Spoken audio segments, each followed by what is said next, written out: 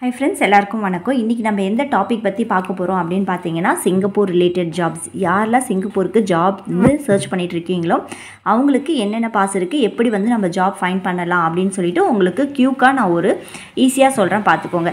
First Singapore related ஜாப்ஸ்னாலே என்னென்ன வகையில நமக்கு ஜாப் இருக்கும், நம்ம எப்படி தேடலாம் அப்படினு பாத்தீங்கன்னா ஃபர்ஸ்ட் பாத்தீங்கன்னா ப்ரொஃபஷனல்ஸ், நெக்ஸ்ட் வந்தா skilled and semi skilled workers அப்படினு சொல்லிட்டு வராங்க. தேர்ட் வந்து trainees and students, family member pass na என்னன்னு சொல்லலாம், exception and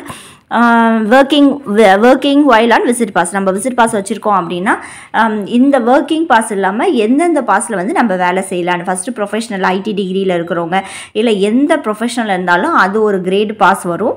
next semi and skilled workers இதில் யார் யார் வருவாங்க அப்படின்னு பார்த்தீங்கன்னா இப்போ படிக்காதவங்க நம்ம டெஸ்ட் அடிச்சுட்டு நம்ம போய் சிங்கப்பூரில் ஜாப் சர்ச் பண்ணுவோம் இல்லையா, அவங்களும் அதுக்கப்புறம் படிச்சுட்டு நம்ம ஜாப் சர்ச் பண்ணுறோம் இல்லைங்களா, அவங்க எல்லாருமே ஸ்கில்ட் அண்ட் செமி ஸ்கில்டு ஒர்க்கர்ஸ்லாம் வருவாங்க. நெக்ஸ்ட் ட்ரெயினி அண்ட் ஸ்டூடெண்ட்ஸ், ட்ரைனிங்காக நம்ம போகிறோம் இல்லையா, அவங்களும் ஸ்டூடெண்ட்ஸும் எப்படி எந்தெந்த இதில் ஒர்க் பண்ணலாம் அப்படின்னு சொல்லிட்டு அந்த கேட்டகரியில் அவங்க வருவாங்க. ஃபேமிலி மெம்பர் பாஸ், இப்போ ப்ரொஃபஷ்னலில் அவங்க போய் வேலை ஜாயின் பண்ணிட்டாங்க, இப்போ அவங்க ஃபேமிலியை எப்படி சிங்கப்பூருக்கு கொண்டுட்டு போகலாம், என்னென்ன பாசஸ் இருக்குது அப்படின்றத பார்க்குறது தான் family member pass. Next exception and working while on visit pass, இப்போ விசிட் பாஸ்லேயே செல்ல பாஸில் ஒர்க் பண்ணலாம், அது என்னென்ன பாஸ் அப்படின்னு சொல்லிட்டு நம்ம பார்க்கலாம் ஃப்ரெண்ட்ஸ். நெக்ஸ்ட்டு பார்த்தீங்க அப்படின்னா இந்த ப்ரொஃபஷ்னல் அப்படின்னா இந்த ப்ரொஃபஷ்னலில் அவங்க நம்மளுக்கு என்னென்ன பாஸ் கொடுக்குறாங்க அப்படின்னு பார்த்தீங்கன்னா employment pass, entry pass, personalised employment pass, overseas networks, இப்படி சொல்லிட்டு 4 வகை கேட்டகரியாக இந்த ப்ரொஃபஷனல் பாஸை பிரித்து வச்சுருக்கிறாங்க. இதெல்லாம் இருக்கட்டும், இதெல்லாம் நான் உங்களுக்கு டீட்டெயிலாக எக்ஸ்பிளைன் பண்ணுறேன். இந்த டீட்டெயிலாக எக்ஸ்பிளைன் பண்ணுறதுக்கு முன்னாடி ஃபஸ்ட் நம்ம பேசிக்கை பார்த்துக்கலாம். இது எல்லாமே கம் அண்டர் எந்த ஒரு ரெகுலேஷன்ஸில் வரும்னா MOM. இதுதான் மெயின். சிங்கப்பூரை பொறுத்த வரைக்கும் இவங்க தான் மெயின். MOMனா மினிஸ்ட்ரி ஆஃப் மேன் பவர். இப்போ இங்கே நம்ம வேலை தேடணும் அப்படின்னா அந்த எம்ப்ளாயர் நினச்சா போதும் இல்லையா, அந்த எம்ப்ளாயர் சரி ஓகே வாங்க வேலையில் சேர்த்துக்கோங்க, இதான் சம்பளம் அப்படின்னு சொல்லிடுவாங்க நம்மளுக்கு. அதுதான் இங்கே இருக்க கல்ச்சர். ஆனால் சிங்கப்பூரை பொறுத்த வரைக்கும் மினிஸ்ட்ரி ஆஃப் மேன் பவர்ன்றது கவர்மெண்ட், அவங்க எடுக்கிற முடிவு தான், டிசிஷன் தான். இங்கே இருக்க எம்ப்ளாயரே ஓகே நான் இவங்களை ரெக்ரூட் பண்ணிக்கிறேன் அப்படின்னு சொல்லிட்டு ரெக்ரூட் பண்ணாலும் இவங்க நம்மளுக்கு செக் பண்ணுவாங்க, நம்மளுடைய படிப்பு ஓகேவா, எக்ஸ்பீரியன்ஸ் ஓகேவா, எல்லாத்தையும் செக் பண்ணிவிட்டு அதுக்கப்புறம் தான் நம்மளுக்கு இவங்களுக்கு வேலை கொடுக்கணுமா வேண்டாமான்றது டிசைட் பண்ணுற அத்தாரிட்டி யார்கிட்ட இருக்குன்னு பார்த்தீங்கன்னா இந்த ministry of man power. MOM அப்படின்னு சொல்லிட்டு ஷார்ட்டாக சொல்லுவாங்க. இதுக்கு actual form ministry of man power. இவங்க தான் என்ன சொல்கிறது, த கிங் ஆஃப் த சிங்கப்பூர்னு கூட சொல்லலாம் நம்மளுடைய ஜாப் விஷயத்தில். ஸோ இப்போ work permit and S Pass, work permit and S Pass என்ன எதில் கன்சிடர் ஆகுது அப்படின்னு பார்த்தீங்கன்னா skilled and semi skilled workers. இப்போ இந்த ஒர்க் பெர்மிட்லேயே நிறைய டிவிஷன்ஸ் இருக்குது ஃப்ரெண்ட்ஸ். இந்த ஒர்க் பெர்மிட்டில் எத்தனை இப்போ நம்மளுக்கு எத்தனை செக்டார்ஸ் இருக்குது அப்படின்னு பார்த்தீங்கன்னா நான் இப்போ உங்களுக்கு தோராயமாக சொல்கிறேன், டீட்டெயிலாக சொல்லலை. மெயினாக இருக்கிற பிக்சர்ஸ் மட்டும் உங்களுக்கு நான் இப்போ காட்டுறேன். Construction sector, marine sector, PCM sector. இந்த கன்ஸ்ட்ரக்ஷன் செக்டாரில் தான் யாருன்னா டெஸ்ட் அடிச்சுட்டு வரவங்க வருவாங்க. இப்போ இங்கே இன்ஸ்டியூட் இருக்குது தெரியுங்களா, நிறைய இன்ஸ்டியூட் இருக்குது, பசங்க டெஸ்ட் அடிக்க போவாங்க. அந்த டெஸ்ட்டில் அவங்க பாஸ் ஆகி அதுக்கப்புறம் இந்த கன்ஸ்ட்ரக்ஷன் செக்டாரில் அவங்க வேலை ஃபைன் பண்ணுவாங்க. இதுவே இந்த மெரைனோ இந்த PCMோ டெஸ்ட் அடிக்க தேவையில்லை, ஜஸ்ட்டு பாஸ்போர்ட் வேலிடிட்டி கரெக்டாக இருந்ததுன்னா போதும், மெரைன் செக்டார்லையும் PCM செக்டார்லையும் அவங்களால ஜாப் ஃபைண்ட் அவுட் பண்ண முடியும். எம்ப்ளாய்மெண்ட் பாஸ் பொறுத்த வரைக்கும் ப்ரொஃபஷனல்னு நம்ம இண்டிகேட் பண்ணியாச்சு, ப்ரொஃபஷனலாகவே அவங்க கிராஜுவேஷனாக தான் இருக்கணும். எஸ்பாஸ்ன்றது ஸ்கில்டு ஒர்க்கர்ஸில் வருவாங்க, செமி ஸ்கில்டு ஒர்க்கர்ஸில் வருவாங்க இல்லையா, அப்போ அவங்களும் படிச்சுட்டு செமி ஸ்கில்டு ஒர்க்கர்ஸில் வந்துடுவாங்க. இப்போ இது எல்லாத்தையுமே நான் டீட்டெயிலாக உங்களுக்கு சொல்கிறேன். இப்போ இந்த ஒர்க் பெர்மிட்லேயே நிறைய கேட்டகரி இருக்குது ஃப்ரெண்ட்ஸ். என்னென்ன ஒர்க் பெர்மிட்டில் என்னென்ன கேட்டகரி இருக்குது அப்படின்னு பார்த்தீங்கன்னா ஃபஸ்ட்டு இந்த ஒர்க் பெர்மிட்டை பற்றி பார்த்துடலாம். இந்த ஒர்க் பெர்மிட்டில் migrant workers, work permit for migrant workers, work permit for migrant domestic workers. இந்த டொமஸ்டிக் ஒர்க்கர்ஸ் இருக்காங்க இல்லையா, இவங்க தான் வீட்டுக்கு வேலை செய்கிறதுக்காக வராங்க இல்லையா, அவங்க தான் இந்த டொமஸ்டிக் ஒர்க்கர்ஸ். ஓகே ஃப்ரெண்ட்ஸ், இப்போ இந்த வீட்டு வேலைக்காக வரவங்க தான் இந்த மைக்ரண்ட் டொமஸ்டிக் ஒர்க்கர்ஸ் அப்படின்னு சொல்கிறாங்க. நெக்ஸ்ட்டு பார்த்தீங்கன்னா ஒர்க் பெர்மிட் ஃபார் கான்ஃபிடென்ட் நானினா குழந்தைங்கள பார்த்துக்க வரவங்க. இப்போது இந்த work permit for performing artist, artist அங்கே வந்து நிறையா கச்சேரி, இப்போ நம்ம ஊரில் கச்சேரின்னு சொல்கிற போல் அங்கே வந்து நிறையா ஆர்டிஸ்ட்லேயே பல விதங்கள் இருக்குது. அவங்களுக்கு என்ன டைப் ஆஃப் ஜாப் பார்க்குறாங்களோ அவங்களுக்கு ஒர்க் பர்மிட் வந்து இந்த வேரியேஷன்ஸ் ஆகும். ஒர்க் பர்மிட்டில் மொத்தம் 4 கேட்டகரி தான்.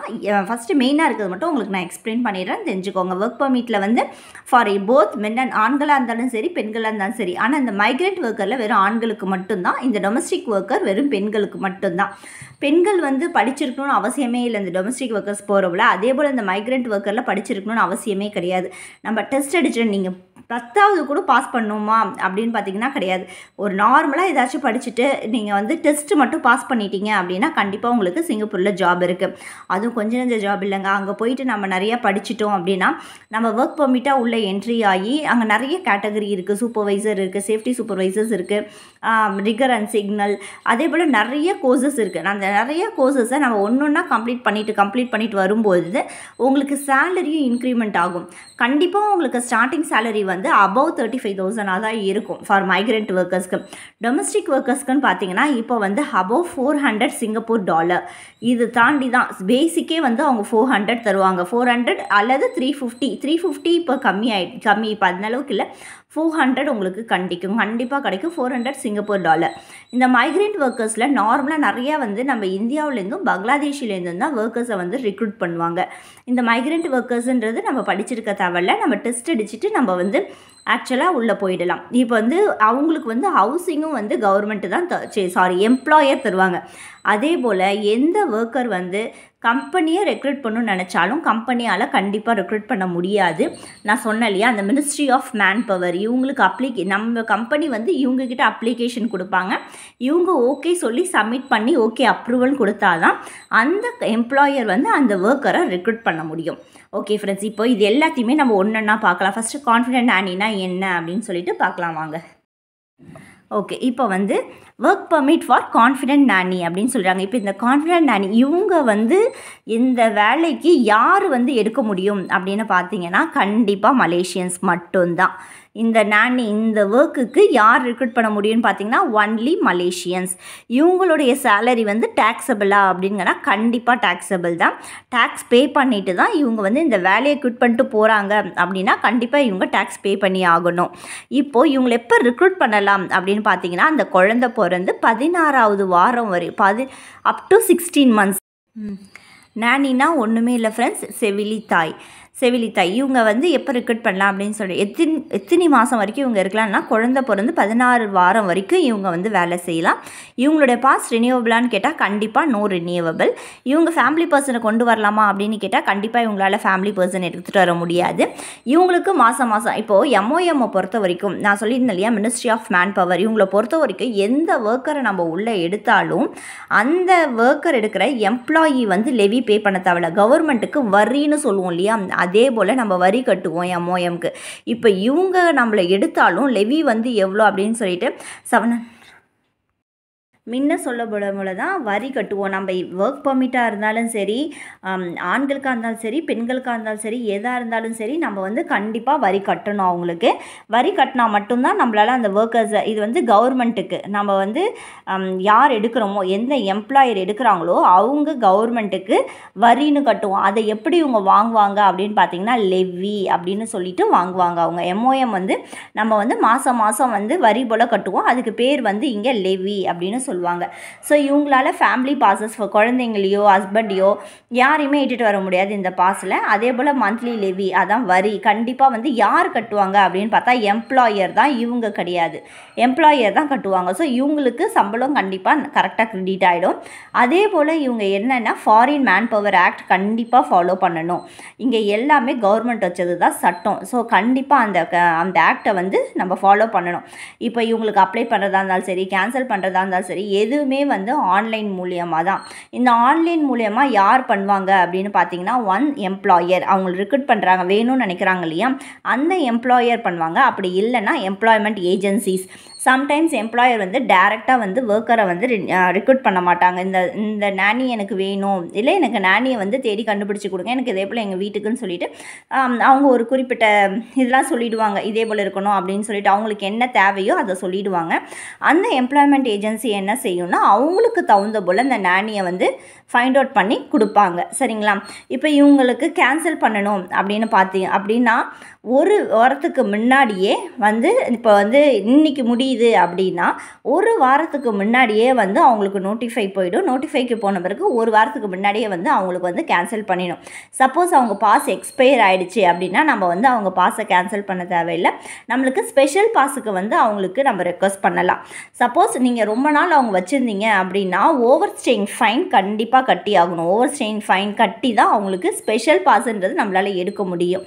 ஸோ இது யார் வந்து கேன்சல் பண்ண முடியும்னா அதே போல் யார் ரெக்ரூட் பண்ண முடியுமோ அவங்களால தான் இவங்க பாஸை கேன்சல் பண்ண முடியும். வர்ற நானியால் கண்டிப்பாக வந்து பாஸை கேன்சல் பண்ண முடியாது. ஸோ யார் கேன்சல் பண்ண முடியும்னா அந்த எம்ப்ளாயர், எந்த வீட்டுக்கு அவங்க வேலைக்கு போயிருக்கிறாங்களோ அந்த எம்ப்ளாயரும். யாரால் இவங்க சப்போஸ் எம்ப்ளாய்மெண்ட் ஏஜென்சி மூலிமா ரெக்ரூட் பண்ணியிருந்தாங்க அப்படின்னா இந்த எம்ப்ளாய்மெண்ட் ஏஜென்சி மூலிமா யார் ரெக்ரூட் பண்ணியிருக்கிறாங்களோ இவங்க 2 பேரால் மட்டும்தான் இவங்களுடைய பாஸை கேன்சல் பண்ண முடியும். சரி, எப்படி வந்து கேன்சலேஷன் வந்து ரொம்ப நாள் ஆகுமா அப்படின்னு கேட்டிங்கன்னா கண்டிப்பாக கிடையாது. இமீடியட். ஒன்ஸ் கேன்சல் பண்ணிட்டாங்கன்னா டக்குன்னு வித்தின் அ செகண்ட் வந்து அவங்களுக்கு பாஸ் வந்து கேன்சல் ஆகிடும். ஸோ நம்ம பிஃபோர் கேன்சலிங் அந்த எம்ப்ளாயர் என்னென்ன கரெக்டாக ஃபாலோ பண்ணணும் அப்படின்னு பார்த்தீங்கன்னா நானிக்கு வந்து கரெக்டாக வந்து ரீசனபிள் நோட்டீஸ் கொடுத்துருக்காங்களா, ஒரு வாரத்துக்கு முன்னாடியே இதே போல் உன் பாஸை நான் கேன்சல் பண்ண போகிறேன் அப்படின்னு சொல்லிட்டு இந்த நானிக்கு அவங்க நோட்டீஸ் கொடுத்துருக்குறாங்களா அப்படின்னு பார்க்கணும். எல்லா காசுமே சம்பளம் எல்லாமே செட்டில் ஆகிருக்கா அப்படின்றத அவங்க செக் பண்ணி ஆகணும். அந்த நானிக்கு வேலிடு பாஸ்போர்ட் இருக்கா அப்படின்றதும் அவங்க செக் பண்ணி ஆகணும். ஈவன் மலேசியனாக இருந்தாலும் அவங்க தான் ஏர் டிக்கெட் இல்லை பஸ் வசதி எதாக இருந்தாலும் அவங்க தான் வந்து அதை வந்து ரெடி பண்ணி கொடுக்கணும். ஆஸ் அ எம்ப்ளாயர் அவங்களோட வேலை தான் இது. எதுவுமே வந்து அவங்க வந்து சிம்பிளாக வேலை செஞ்சால் மட்டும் போதும். அவங்களுடைய வரியிலேருந்து அவங்களுக்கு டிக்கெட் போடுறதுலேருந்து எல்லாமே வந்து அவங்க வீட்டில் வேலை செய்கிற முதலாளி தான் வந்து அவங்களுக்கு எல்லாமே பண்ணி கொடுக்கணும். சப்போஸ் ஏர் டிக்கெட் பை பண்ணி கொடுத்தாங்கன்னா செக் அண்ட் லக்கேஜோடு அவங்க கொடுத்தாகணும். ஸோ ஆஃப்டர் கேன்சலேஷன் அந்த நானி வந்து வேலை செய்யக்கூடாது, அந்த செவிலித்தாய் வந்து வேலை செய்யக்கூடாது.